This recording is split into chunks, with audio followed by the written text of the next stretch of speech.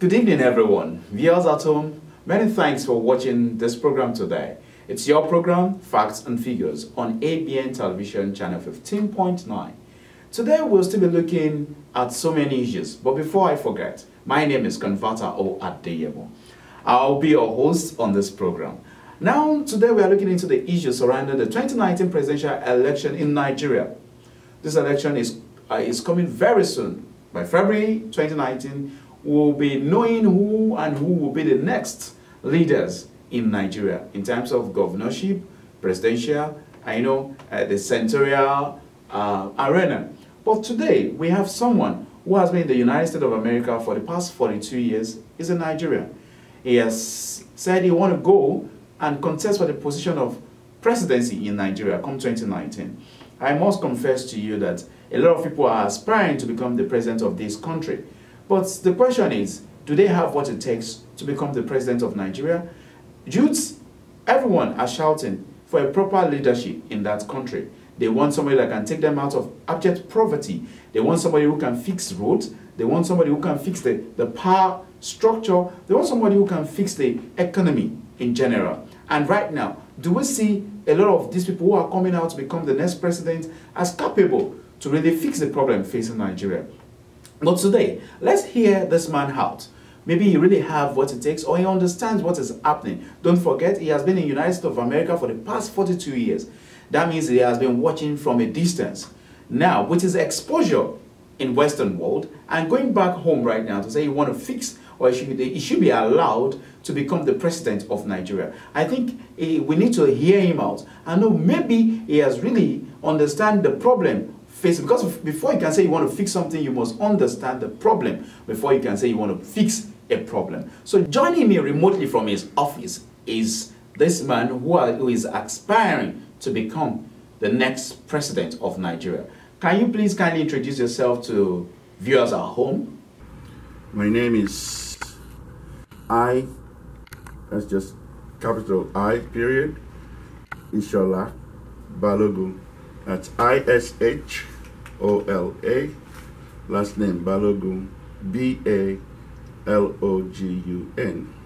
Now, what can you really tell us that is your drive for you going home to contest for this 2019 presidential election in Nigeria?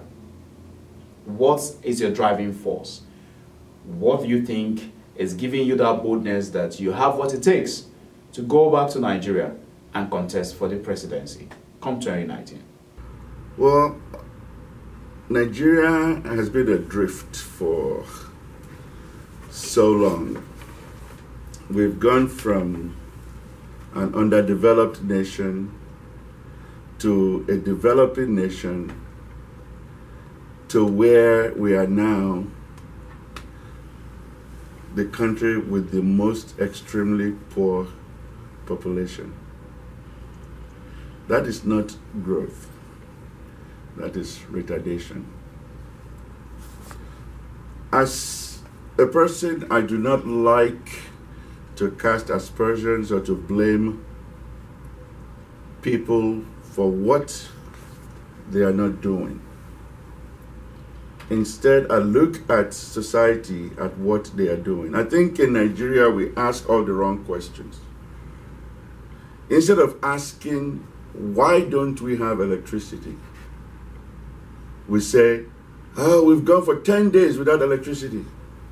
This whole month, we only had electricity for 4 hours. That is an obvious fact, and that's all we always state. If you ask somebody, Mr. Minister, why don't we have electricity? If he gives you the answer today, and you ask him tomorrow, he gives you the same answer. By the time you ask him 3 or 4 times, he himself will be embarrassed to give that answer.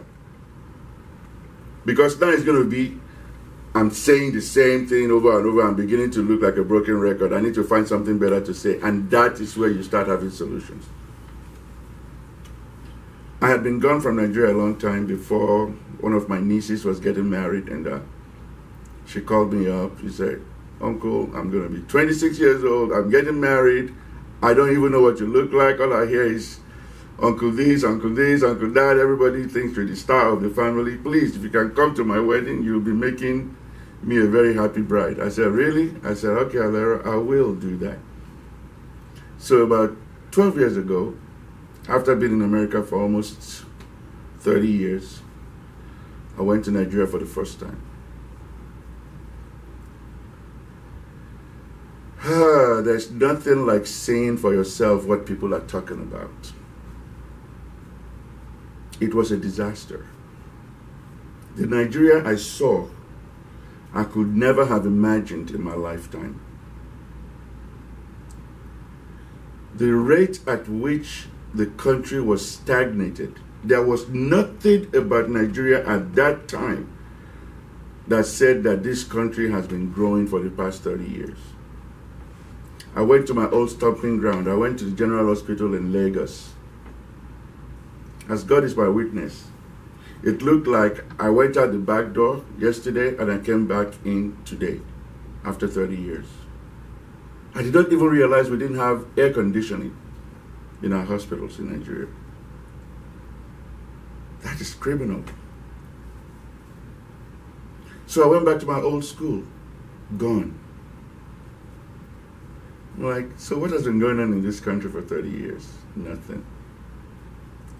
At that time, I was harboring the idea of maybe it's time to move back home and see what I can do. But when you look at everything that's been happening in Nigeria, you say to yourself, well, there are leaders there. Maybe they know something you don't know. I was actually of the thought that somebody somehow, someday, will step up and fix this country. But while we are waiting, our children continue to die in the desert of Sahara. While we are waiting for Nigeria to get better, our children continue to drown in the turbulent seas of the Mediterranean. When and while we are waiting to see a better Nigeria, our children are choosing to be slaves in Libya than to be returned home to their father's land. While we are waiting for Nigeria to be a first world nation, our children are jumping off the floors of embassies and airports to their death rather than be deported to Nigeria. Those are travesties that should not happen. Meanwhile, those of our children that had the good fortune to get out of the country to go to a Western world, they excel. So you ask yourself, why is it that Nigerians do better when they're in a different environment, but then in their own country they don't do well? It's because their needs are not being met, their future is not being planned, and our leaders just don't care. So when you put all that together, I feel like it would be a travesty if I know how to solve most of these problems. Actually, I don't want to brag, but there's not a single problem in Nigeria today that could not be solved within 6 months. 6 months of vision, planning, seriousness, and let's unleash the innovation of our youth, the Nigerian exceptionalism, that innovation that makes our youth perform wonders all over the world. Let us unleash it on our country, and you will see Nigeria become one of the greatest countries in the world. That is why I want to throw my name in the ring and contest to be the next president of Nigeria. And as God is my witness, it will come to pass. There is hope. Don't give up. Don't ever, ever, ever give up. They are playing you for fools. It's time to stop. We can fix Nigeria. We can fix Nigeria. Anything in the world, you have 5 things to consider. Whatever it is you are doing in the world, think of 5 things. Has it been done before? Can we afford it? Do we know how to do it? Is it against the law? Or do we want to do it? You see, if you ask, let's take electricity for example. Electricity. We don't have electricity. Is it because we can't afford it? That's a no. Is it because we don't know how? That's a no. Is it because we don't have the technology? That's a no.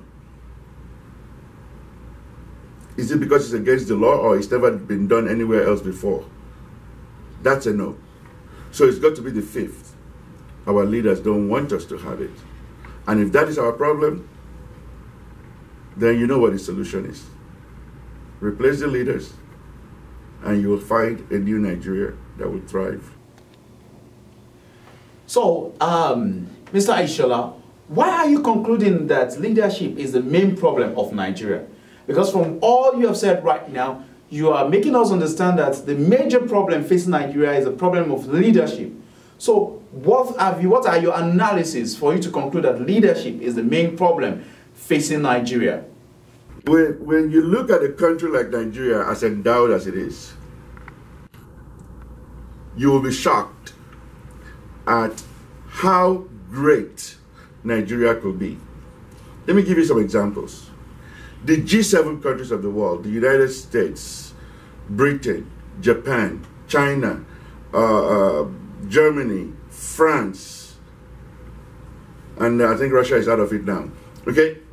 When you look at all those countries, there's nothing that they have that if you compare it to Nigeria, where Nigeria will not be first, second, or third on the list. Check it out. Whatever you have in the US,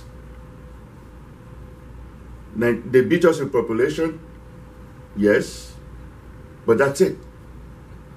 There's nothing they have in the US that we don't have in Nigeria. Great Britain, we beat them in every category. Japan, we beat them in every category. Germany, we beat them in every category. So what is it then that makes them G7? Leadership. I keep coming to that. Leadership is the key to the greatness of a nation. A leader that has a vision and allows its people the freedom to innovate will create a masterpiece of a society. So now, let's come down to where we are today. The most amazing thing that I've seen about Nigeria that is really, really amazing to me is that Nigeria is the largest economy in Africa with one industry. One industry, oil and gas. Let's put banking there because our banking structure is good, but it's still not helping the people. If you have the largest economy in a continent like Africa with one industry, imagine what your economy would be like if you have 10 industries. Just think about it. If oil and gas is 80% of our GDP right now, and it becomes 10% of our GDP, that means our GDP will be 800% bigger. We can double our GDP every year. Easily, we can double our GDP every year. When you look into mining of coal in Enugu, where we recently visited, we got over 200 trillion tons of coal in the ground in Enugu, and we have no electricity? That's the cheapest fuel that you can use for electricity. We have trillions of tons of copper, the most expensive metal in the world right now, that is used to conduct electricity in Nigeria. And we have no electricity. 90% of our land is fertile for agriculture. Yet people are going to go hungry today. 80% of our population will not eat 2 meals today. My fellow Nigerians, we are only limited by our vision. We need a leader with a vision on how to manage the resources of this country properly to make this country work for everybody. We need a steward of the ground, of the land. God has given us the best country in the world. 2 of the largest rivers in Africa flows through our country. The equator that we need to help our photosynthesis of our agriculture, we are sitting right there on the equator. We have flood every year from rainfall that is not being harvested. If we capture rainfall that comes into Nigeria the way it should be captured, we should be able to have year-round agriculture. We don't have seasonal products in Nigeria. If we have water, we can grow anything year-round. We should have plenty of food. Food should not be our problem. Shelter should not be our problem. We don't need to build with cement or limestone. We got red clay. Synthesized red clay. Build $5,000 homes. Rent it out for 500 naira a month. Put people in safe houses. How can you stop Fulani herdsmen from coming to kill you where your houses don't have windows or doors? Where you use linen to partition your rooms? The basic security that you need, a door with a lock and key, a window with a lock and key, we don't have in these houses. And we want them to be safe from terrorists. We have resources that are not being tapped, that once it is tapped, will push oil down to just 10% of our GDP. Agriculture is the key. Once we have enough agriculture to eat, bring down the cost of food, we should not be importing food in Africa because we have a country like Nigeria. Nigeria should be able to feed Africa. Once Nigeria starts feeding the entire continent of Africa, the average Nigerian will be a rich person. Now, we take it from this angle. With the level of insecurity in Nigeria, so to say, everybody is saying everywhere that Nigeria is not that secure. The insecurity there is high. Do you see yourself having a goal of fighting corruption, like what President Muhammadu Buhari has said he has been fighting for the past 4 years? Do you see yourself also going there, if you are opportune to become the president of Nigeria, to fight corruption and crime? Is that going to be your major goal as well? Well, first and foremost, let me tell you this. I'm a child of God. I was just in Nigeria. I toured every part of the Nigerian South and the Middle Belt. On the road. I did not jump on the plane. 80 villages, about 65 local government areas, about 25 states. And we were fine. We were fine. We only traveled at night a couple of times, but then we put it in the hands of the Lord. Insecurity and everything else in Nigeria is a factor of economics. Here we are in Houston, Texas. Do I really care what is going on in San Antonio? No, because I'm happy here. I don't have any problems here. Now, if this place is not working and there's crime and I don't feel safe, I'll start thinking of where else can I move to? Should I move to Dallas? Should I move to Austin? But because we are okay here, this is our home. It's the same thing everywhere in the world. If you have enough to eat, you have a job to go to, you have a wife to come home to, you have children to worry about, you will not be thinking of harming yourself or to hurt somebody else for what they have. Really, our crime is based on our lack of money. You cannot blame a hungry man for stealing food. You cannot blame a man that has never seen a car in his life from taking somebody's car when they have a gun in their hand and they can kill him. What you can do is make sure that when somebody does that crime, they don't have an explanation for it that makes any kind of rational sense so that you can punish that crime. But for me personally, I am not ready to start looking at the criminals in Nigeria until we've been able to make sure that every Nigerian can become whatever they want to become. And if they choose crime, then together as a society will come down heavily on them. So my problem with criminality in Nigeria is not with the criminals, it's with the police, number one. They are law enforcement officers and crime prevention. Guess what? They do neither. They can't prevent crime and they can't enforce law because there are no laws to enforce. How do you find a thief when you don't even have a database for fingerprints? How can you find a murderer when you don't have a DNA database where you can say, okay, we found this blood on this crime scene, it belongs to this person because we have it in our database. We have not done the things we need to do to have a crime-free society. So we are winging it. Until we have a democratic society with democratic institutions in place, we don't have a country. What we have right now, unfortunately, is a refugee camp, not a country. Now we have had a lot of people who have come up with different manifestos, ideologies, and but if we look at it from the past analysis, after any government, we see that this past administration, it was reported that so much money were looted and nobody has been brought to book. This time around, you're aspiring for the presidency of Nigeria. Are you sure that it's not that you also are going there in order to loot money?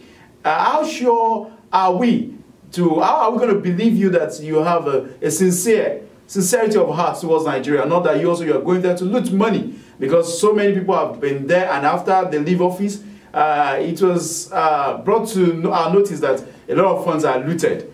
Are you also not going there in that mindset to go and loot money? Well, I have never taken money that doesn't belong to me in my life, and I don't think I want to start now at this age. Embezzlement or stealing of money is a factor of the carelessness of the owner of the money. When you have a chicken, what do they call it, chicken coop or a barn with goats, and you leave the door open, and every night somebody comes and steals your goat, and then you go to church on Sunday and say, God, please let this thief stop coming to my farm to steal my goat. But you still don't put a lock and key on your barn. You say the wrong prayers. People are embezzling money because nobody accounts for that money. The money they are embezzling, like I said, is from oil and gas. When Nigeria sells crude oil, the money comes to the government. Forget about that money, it's not yours. It shouldn't be that way. But for now, let's see it for what it is. We will fix it when we get there. It will stop. Crude oil comes from abroad, it goes into the government's pocket. The government decides what to do with it. Guess what does not go into the government's pocket? Palm oil, coconut oil, groundnut oil.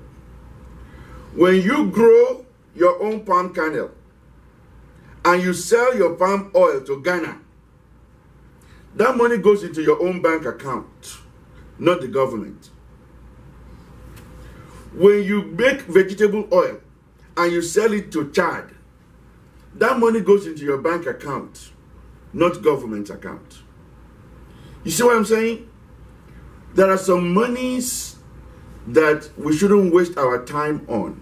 Not because they are doing the right thing, but because we've been fighting it. Look, man, we've been fighting corruption for 58 years.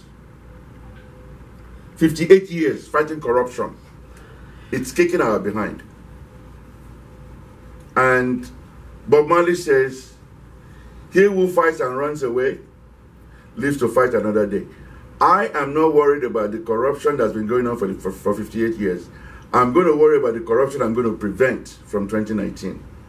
You will have a hard time, near impossible time, to embezzle and steal and misappropriate money under the leadership of Ishola Balogun. Because fighting corruption without preventing corruption is actually the worst kind of corruption.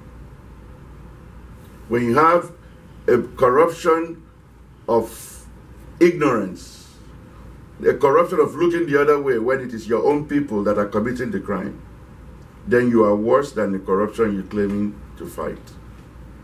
I need to know who is corrupt. Because, to be honest with you, we haven't found anybody in Nigeria that has been tried and convicted for corruption. So, technically what? There's no corruption? We are seeing what they used to call back in the day when I was little, we are seeing rondo rondo. Now you see it, now you don't. Abracadabra. Let's not waste our times on things that are not beneficial to our society. Let's focus on reality. Prevent corruption, reorganize society, and then make it very difficult for anybody to avoid punishment if they are corrupt. Well, Mr. Ishola, we have to hold you there. We'll be going on a short commercial break right now. By the time we come back, we'll still look into other areas. My name is still Converter O Adeyemo. Don't go anywhere. It's still Facts and Figures on ABN TV, channel 15.9. Remain with us. We'll be right back. Discover the uniqueness in the entertainment industry. African Broadcasting Network, ABN, is now the pace setter in the industry. Do you want to advertise your product and services? Count on us. We will do it much more than your expectations. African Broadcasting Network, ABN, will deliver quick and prompt services. Our quality and clarity stands us out when it comes to delivering quality broadcasting. Our staffs are hardworking and versatile in the specific field of office. Our environment is so conducive and we are open to all. We also give advice on how to run your business profitably. African Broadcasting Network is situated at 9894 Isone Street, Suite 875, Houston, Texas 77036. Contact phone 281-652-8396 and 832-490-8203. Website www.abntvnetwork.com. ABN, celebrating Africans' rich cultural heritage. Welcome back on the program Facts and Figures, ABN Television channel 15.9. Talking with me remotely from his office is Ishola Balogun, who is aspiring to become the next president of Nigeria come 2019. Yes, now, looking at it from this angle, why are you not really coming out from the platform of People's Democratic Party, PDP, that you belong to for so many years? Why are you not coming out from that platform? Well, ironically, if you want to talk about party affiliation, I am a PDP member, card-carrying PDP member, but I am not eligible to run for the presidency with PDP because I'm from the South. And neither is anybody from APC because they are both zoned to the North. That in itself is not democracy. That is really, really sad. I will be coming out under a different party, and it will be the winning party because it's going to be the righteous party, the party that puts the people first for a change. The people of Nigeria are overdue. They need a president that's going to put them first. You can form a government and ask the people to fit into it. Or you can look at the lifestyle of your people and design a government that works for everybody. Nigeria has done neither. We've chosen to work with the American form of democracy, but our best trading partner, our biggest trading partner is China, a communist nation. That is ridiculous. We have ministers without a prime minister. You don't do that. These are anathemas. These things that we practice in Nigeria don't go together. Our presidential form of government that is supposed to be American is the most un-American thing you can ever see. APC and PDP have lost the mandate to rule in Nigeria. They have definitely lost the mandate to be voted for by a Southerner. Any Southerner that votes for APC or PDP is accepting the slap in the face that they are giving us by saying we are not good enough to field a candidate in this dispensation. That is why everybody that's watching me right now, protest APC and PDP by voting for somebody else. Preferably, cast your vote for Ishola Balogun, and you will see a different Nigeria within 24 hours of my presidency. I'm guaranteeing you. The difference will start from the day we win the election. There will be hope for Nigeria. There will be hope in our community. Our children will have definitely a better future. We will pay all your back salaries, and we will start from the right way. We have committed a lot of sins against a lot of people. We need atonement. We will seek atonement. I will get the clergy, the imams, the pastors, the reverends, the priests, everybody involved. We will say a day of atonement for that country. Let us ask God for the forgiveness of our sins against our children that are dying every day, our parents that are dying of starvation, people that are dying on our highways, our people that don't have jobs with university education. We've got to ask God for forgiveness. And after that, watch Nigeria becomes the greatest country in the world. Well, best of luck to you, Mr. Ishola Balogun, as you aspire in your journey to become the president of Nigeria come 2019. And clergies out there, imams out there, you can hear Ishola Balogun talking about you also have to be involved in the cleansing of this country, Nigeria. That means all hands must be on deck to make that nation a great nation. That's all we can take on this program, Facts and Figures, this week on ABN Television Channel 15.9. Thanks very much for being our guest on this program, Ishola Balogun. We really appreciate your time spent with us, and we hope that one of these days we'll bring you on this program, live on this program. And viewers at home, many thanks again for you also joining us, being a guest. Also, you're all guests as in watching us at home. You've really given us your time. We appreciate you. We say thank you. And that's all we have to do today on Facts and Figures. Join us same time next week on this program. But all the same, you know, I always tell you this: impact your environment positively. That is what can make that area peaceful for you to stay. Bye bye.